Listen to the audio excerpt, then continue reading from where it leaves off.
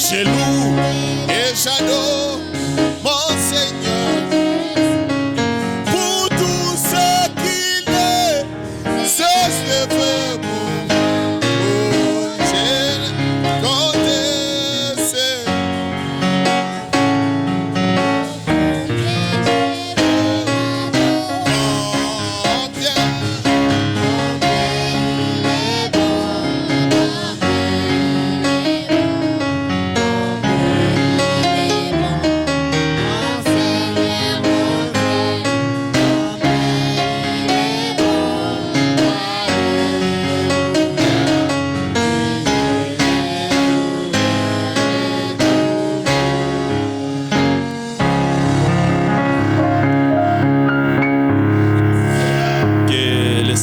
connaissais.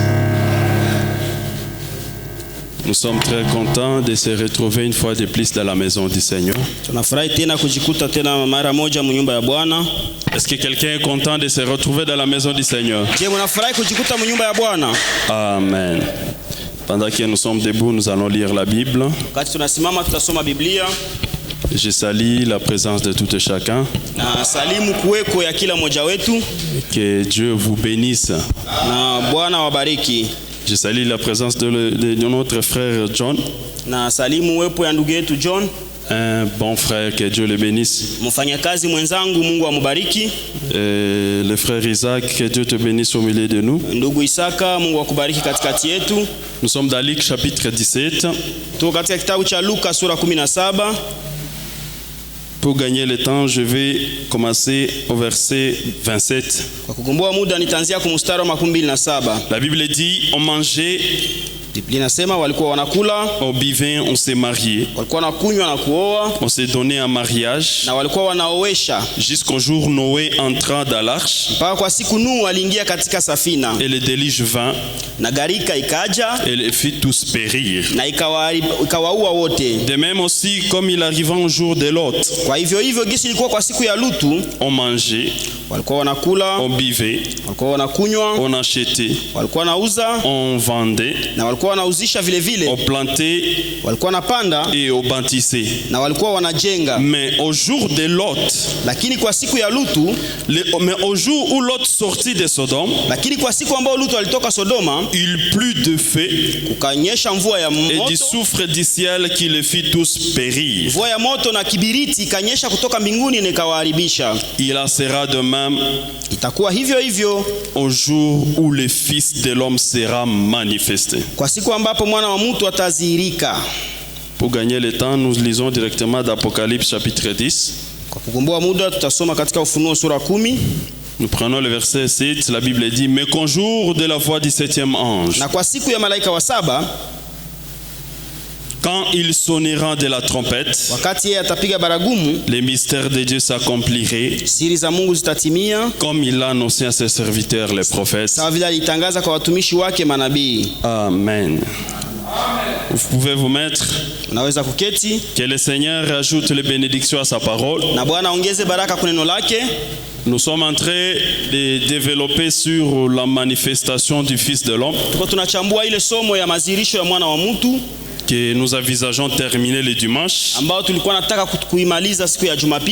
Nous avons vu, pour ceux qui n'étaient pas là au cours de la semaine, que le Fils de l'homme c'est Dieu lui-même. Est-ce que nous sommes ensemble? Frère Branham dit, quand on parle du Fils de l'homme, il est question de Dieu lui-même. Parce que le travail du Fils de l'homme, dans Matthieu chapitre, dans Luc 6, Luc 9, 56, on nous a montré que son travail était de venir sauver les âmes. C'est là que la Bible dit, le Fils de l'homme n'est pas venu pour perdre les âmes, mais il est venu pour les sauver. lakini yeye alikuja ili aziokoe. Là c'est Luc 9:56. Hapo ni Luka sura 9 mstari Pour ce qui est de sauver les âmes, ce mystère est réservé à Dieu lui-même.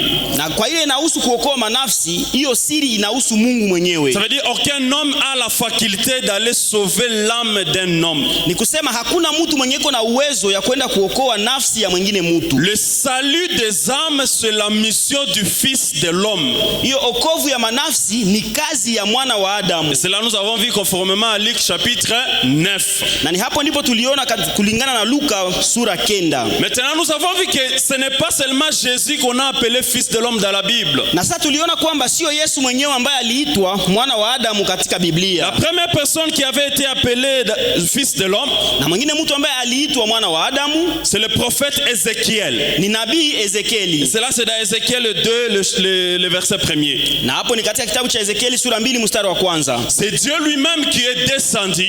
Hapo ni Mungu mwenyewe ndiye alishuka. Et il a dit, Fils de l'homme, tiens-toi prêt parce que je vais te parler. Na akasema mwana wa Adamu, kuwa tayari kwa maana nitakuzungumzia. Je vais te transmettre de révélations qui concernent le temps de la fin. Mimi nataka kukupatia hizo ufunuo zenye zinahusu wakati wa mwisho. Et Ézéchiel a dit, na Ezekieli akasema, quand j'ai écouté l'Éternel m'appeler Fils de l'homme, anasema wakati nilisikia wa milele ananiita mwana wa Adamu, c'est là que l'esprit de l'Éternel est entré en moi, Ézéchiel. Na ni hapo ndipo roho wa Bwana uliingia ndani mwangu mimi Ezekieli. Et j'étais prêt à écouter Dieu. Na nilikuwa tayari kumsikia Mungu. Ça veut dire l'appellation là du Fils de l'homme avait changé Ézéchiel. Anasema ile uwito wa mwana wa Adamu hapo ilibadilisha Ezekieli. Et la deuxième personne c'est dans Daniel chapitre 8. Na mtu wa pili ni ndani ya kitabu cha Daniel sura 8. Ici Daniel est appelé Fils de l'homme. Hapa Daniel anaitwa mwana wa Adamu. Pas par Dieu mais par l'ange Gabriel. Hapana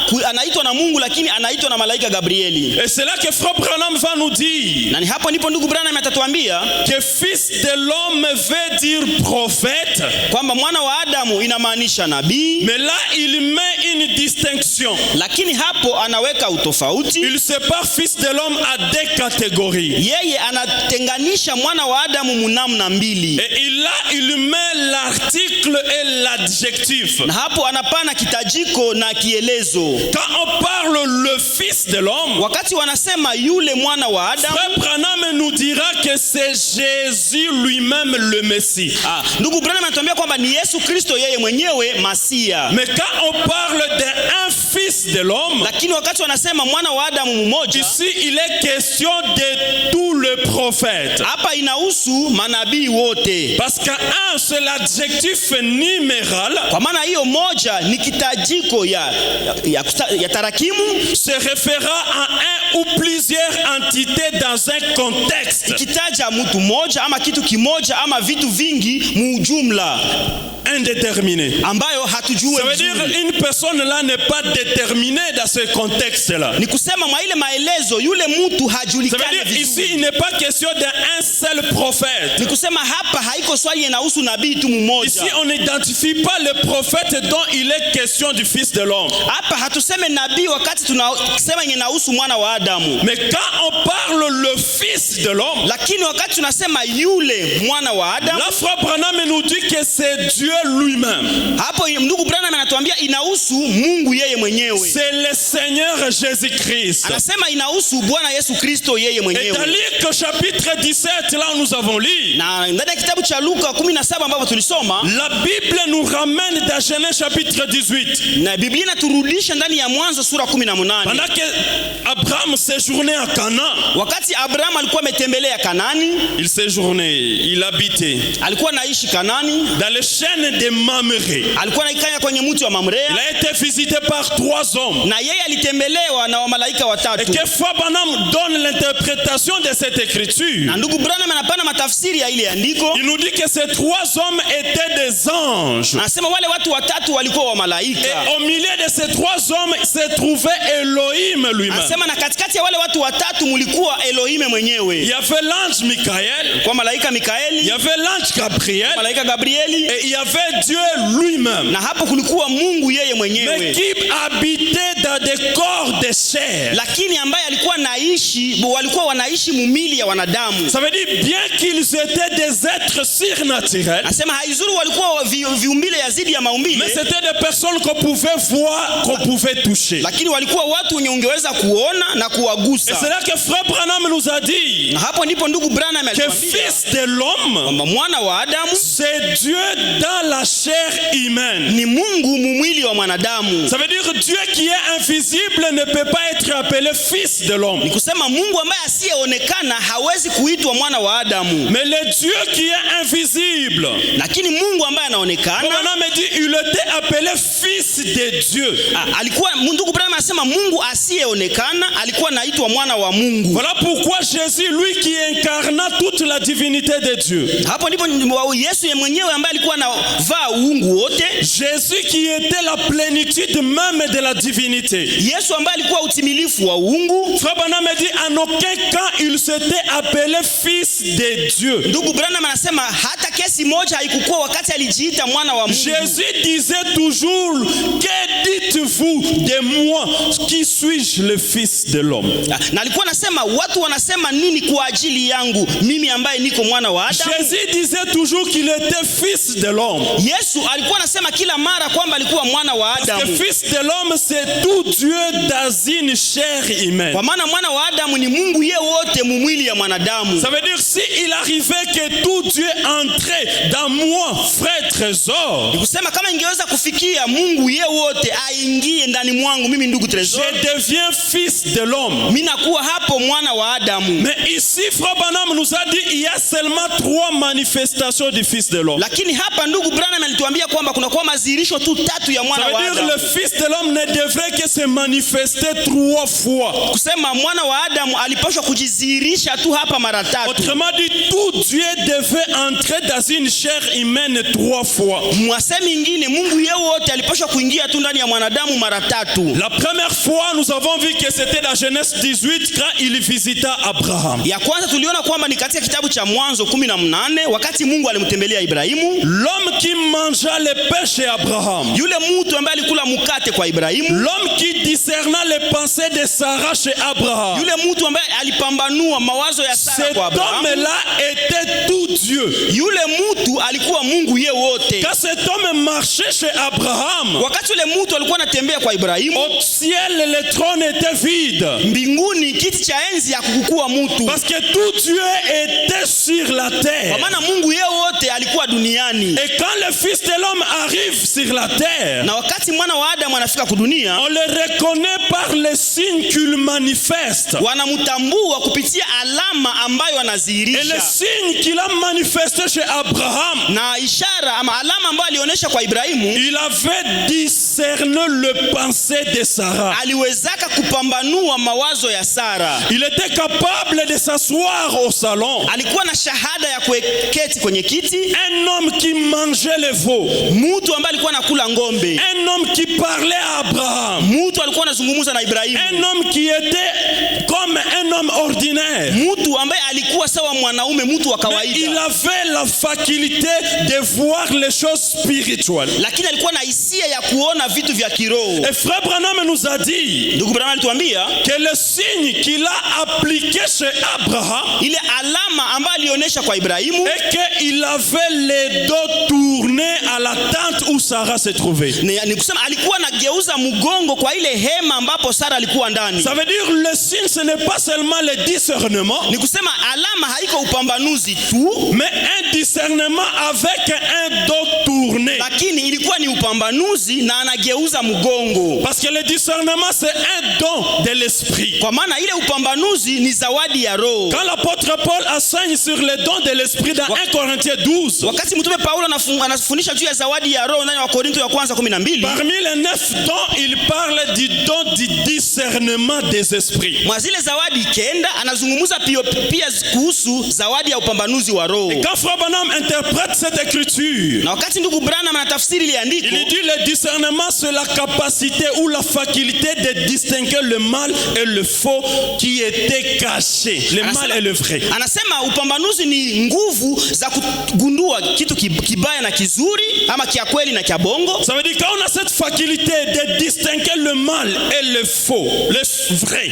Ni kusema ile shahada ya kutambua, ya kujua tofautisha kitu kia kweli na kia bongo. C'est ce qu'on appelle le don de discernement. Ile ndio wanaita zawadi ya upambanuzi. Ou avoir cette faculté de détecter le mal qui était caché dans la vie de quelqu'un. Ama ile nguvu ya kugundua mabaya yenye ilikuwa inajificha mu maisha ya mtu. Et ça, cela est donné presque à tout le monde. Na ile inaweza kupewa izuru kwa kila nani. N'importe qui peut avoir ce don de discernement. Haizuru kila mtu anaweza kuwa na ile zawadi ya upambanuzi. Ça veut dire discerner les pensées n'est pas forcément le signe du Messie. Ni kusema kupambanua mawazo haiko tu alama ya Masia. Parce que ça c'est un des dons de l'esprit. Ni kusema ni moja ya zawadi ya roho. Dans Corinthiens 12 le verset 10. Wakorintho wa kwanza 12 mstari wa 10. Maintenant quand Elohim il a démontré les signes. Wakati Elohim alizirisha ile alama. Branham dit il avait le dos tourné à la femme. Ndugu Branham anasema alikuwa na mgongo akigeuza kwa mwanamke. Et quand ce signe avait été démontré, na wakati ile ishara ilioneshwa, ce signe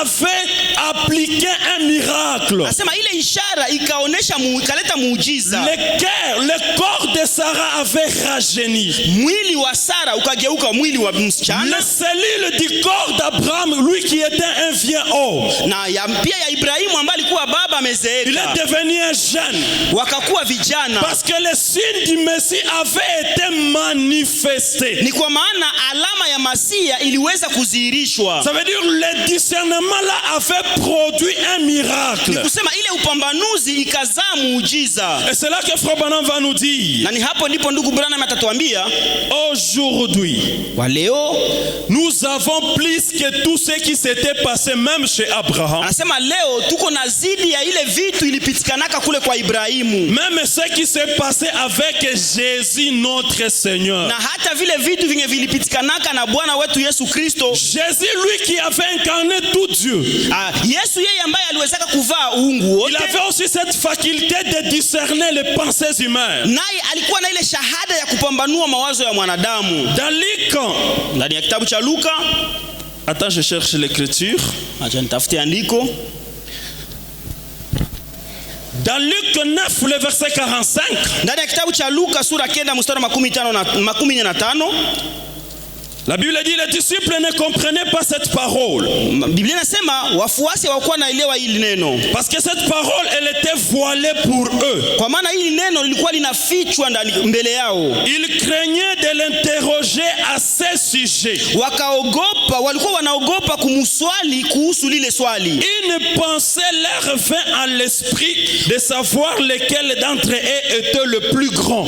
Ile wazo ikakuya ndani yao ya kupenda kujua nani katikati yao alikuwa mkubwa. Pendant que les disciples marchaient avec Jésus, wakati wafuasi walikuwa wanatembea na Yesu, il y avait une pensée qui était en eux. Kulikuwa wazo ambalo iliingia ndani mwao. Ils se disaient mais le fils de l'homme va partir bientôt. Alikuwa wakasema mwana wa Adamu ataenda kule. Qui va rester notre chef? Sasa nani mwatabakia mkubwa yetu? Qui est le plus grand de nous tous? Nani ndio mkubwa katikati yetu sisi? La Bible nous dit ils avaient peur de l'interroger.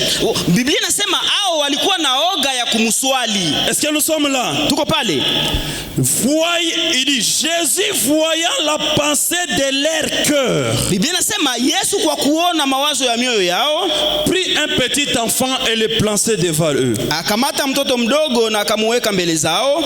Bien que ces gens avaient les pensées en leur cœur. Haizuru wale watu walikuwa na mawazo ndani ya moyo wao. Jésus a fait cette faculté de voir leurs pensées. Yesu alikuwa na ile uwezekano ya kuona mawazo yao. Il était capable de discerner ce qui était dans leurs pensées. Alikuwa na shahada ya kupambanua mambo ilikuwa katika mioyo yao. Pourquoi il a fait cette capacité? Kwa nini alikuwa na ile shahada? Parce que dans Jean 3 le verset 34 la Bible dit. Ndani ya kitabu Yohana sura 3 mstari wa 14 Biblia inasema, car celui que Dieu a envoyé du parole de Dieu.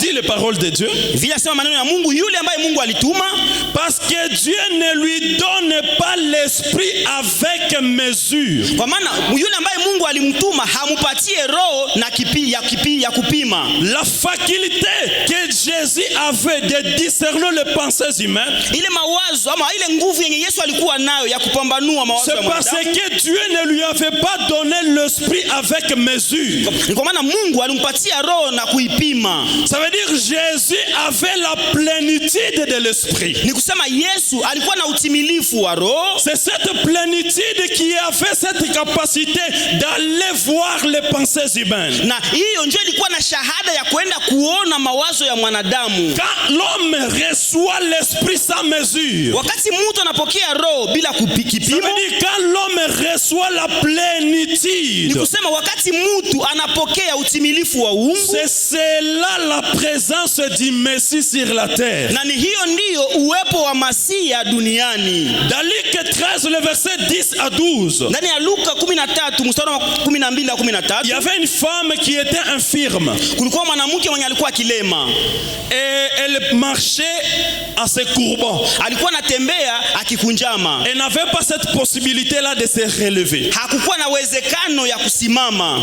Et quand Jésus a vu cette femme, wakati Yesu alimuona yule mwanamke, par le discernement de l'esprit, kupitia upambanuzi wa roho, comme il avait l'esprit sans mesure, hivi yeye alikuwa na roho bila kipimo, il a découvert que cette femme, c'est qu'il le fallait. Alikuwa akagundua ama akapambanua ule mwanamke alikuwa na haja ya nini. Ce n'était pas la guérison. Haja ya ule mwanamke haikukuwa uponyaji. Jésus a discerné que sur cette femme était un esprit méchant. Lakini Yesu akapambanua kwamba juu ya ule mwanamke kulikuwa roho mchafu. Et Jésus n'avait pas prié à cette femme pour la guérir. Na Yesu hakumwombea ule mwanamke ili amuponye. La Bible dit Jésus a délivré cette femme de cet esprit. Biblia inasema kwamba Yesu akagomboa yule mwanamke kutoka katika ile roho. Ça veut dire le discernement avait la capacité de voir même si cette femme est malade. Kwa maana upambanuzi ilikuwa na shahada ya kuona haizuru mwanamke ni mgonjwa. Il n'était pas question de la maladie. Haikuwa inahusu tu magonjwa. Mais le discernement comme c'est la faculté de Dieu. Lakini ile upambanuzi kwa kuona ni shahada za Mungu. De voir ce qui est au-delà de ce que l'homme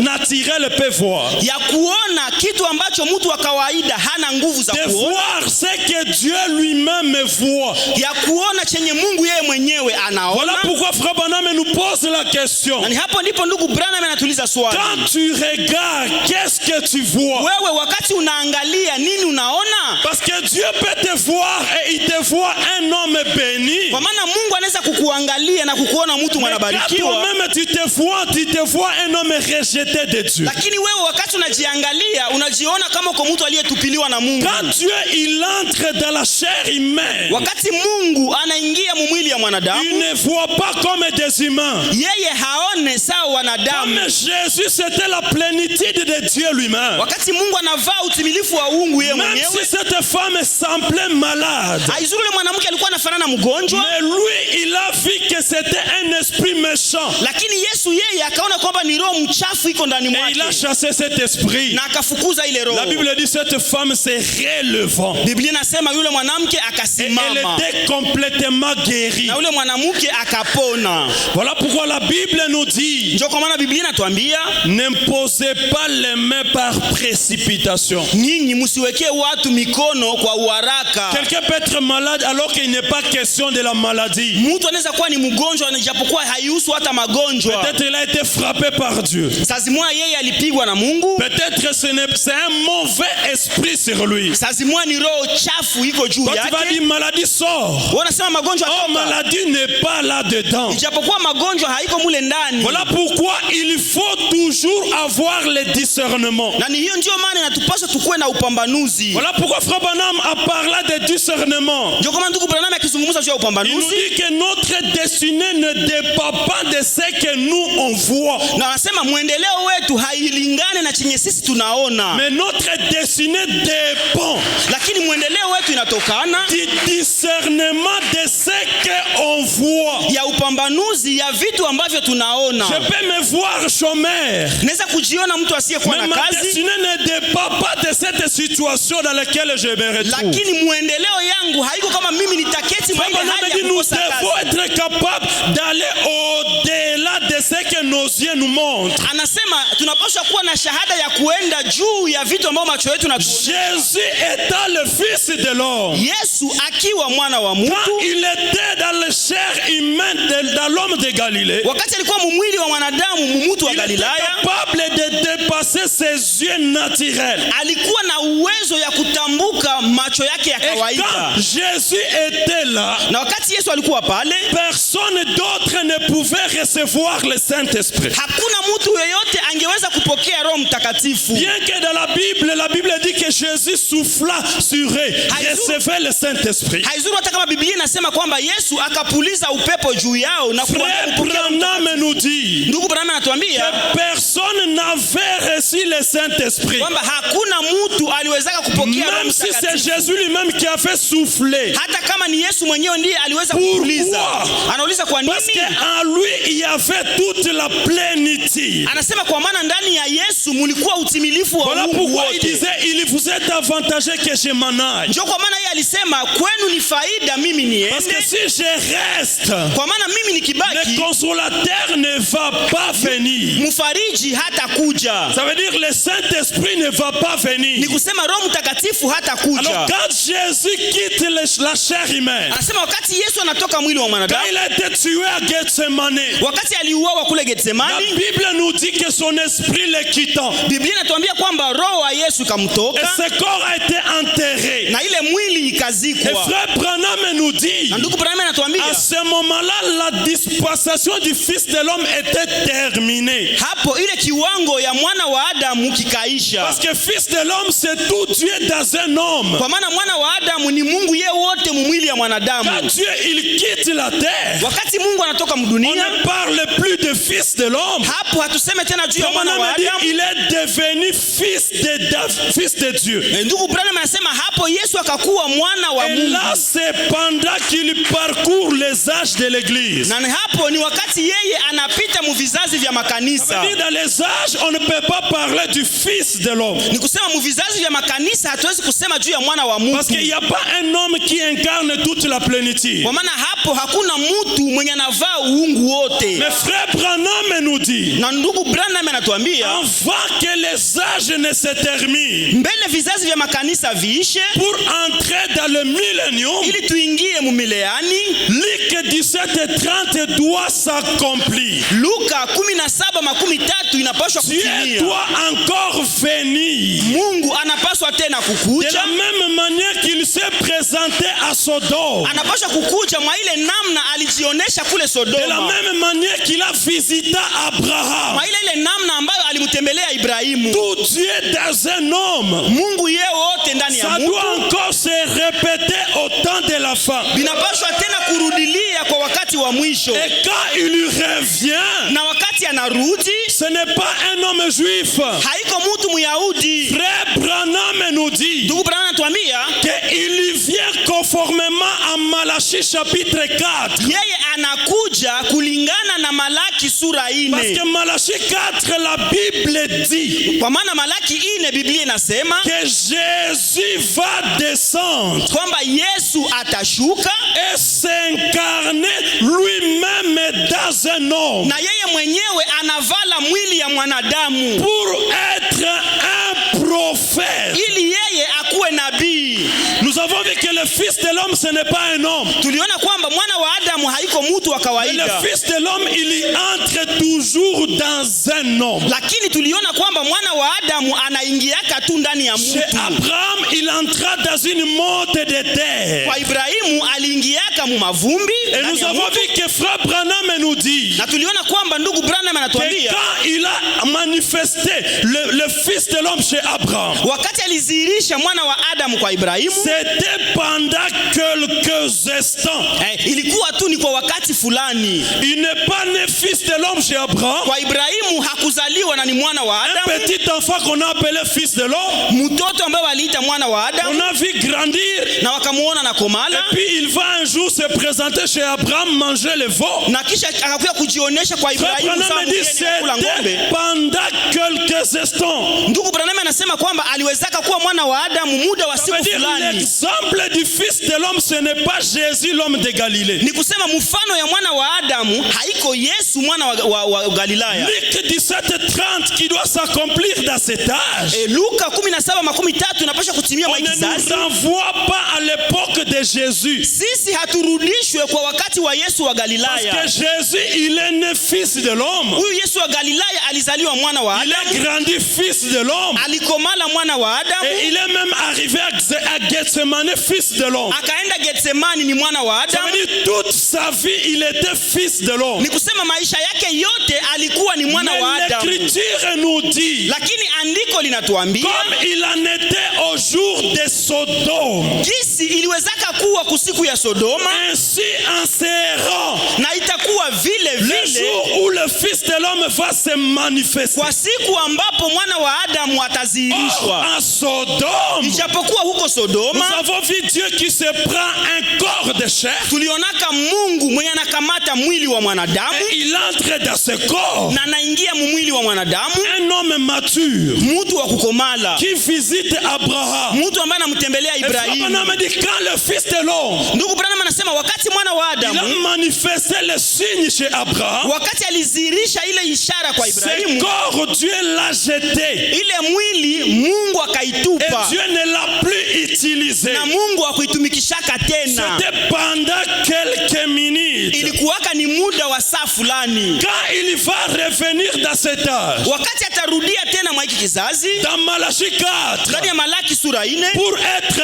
un prophète. Ili tena yeye akuwe nabii. Quand il va manifester ceci. Wakati atazirisha ile alama. Ce n'est pas toute la vie d'un homme. Haiko muendeleo ya maisha ya mtu yote. C'est quand il manifeste le fils de l'homme. Ni wakati anazirisha ishara ya mwana wa Adamu. Il est le fils de l'homme. Na ni hapo ndipo yeye ni mwana wa Adamu. Quand le signe n'est pas manifesté. Na wakati ishara haizirishwe. Cet homme n'est pas le fils de l'homme. Yule mtu si mwana wa Adamu. Ça veut dire quand Dieu il entrait dans Frère Branham. Ni kusema wakati Mungu alikuwa anaingia ndani ya ndugu Branham. Non, laisse-moi lire cela. Acha nisome ile. Frère Branham dit. Ndugu Branham anasema. Frère Branham dit ceci. Ndugu Branham anasema hivi. Est-ce qu'il y a des croyants ici? Je kuna waamini hapa?